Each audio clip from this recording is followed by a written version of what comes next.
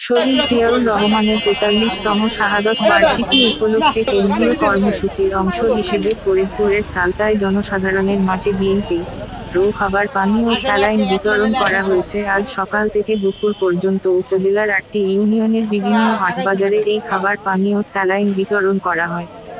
পানি ও স্যালাইন বিতরণকালে উপজেলা বিএনপির সভাপতি সিদ্দিকুর রহমান বলেন, শহীদ জিয়াউর রহমানের ৪৩তম শাহাদত বার্ষিকী উপলক্ষে কেন্দ্রীয় কর্মসূচির অংশ হিসেবে আমাদের নেত্রী শামা ওবায়দ বিনপুর দিক নির্দেশনায় আমরা জনসাধারণের মাঝে খাবার পানি ও স্যালাইন বিতরণ করছি। এই গরমে কেউ অসুস্থ হয়ে না পড়েন এবং সকলেই সুস্থ থাকেন, এই জন্য পানি ও স্যালাইন বিতরণ করে যাচ্ছি।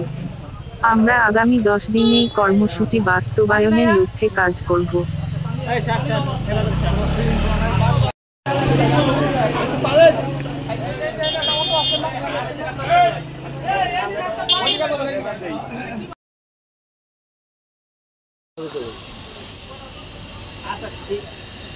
ঠিক আছে, আপনারা একটু ওরে পাঠাই দেন। ঠিক আছে ভাই, জানেন পাঠাইতে গরমের দিন আপনারা লোক পানি পাইলে আপনাদের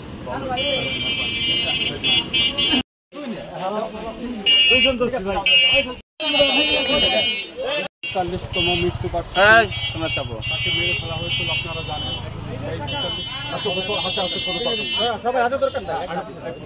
৪০তম মৃত্যু বার্ষিকী, এই মৃত্যু বার্ষিকী উপলক্ষে আমাদের নেতা শামা ওবায়দ রিঙ্কু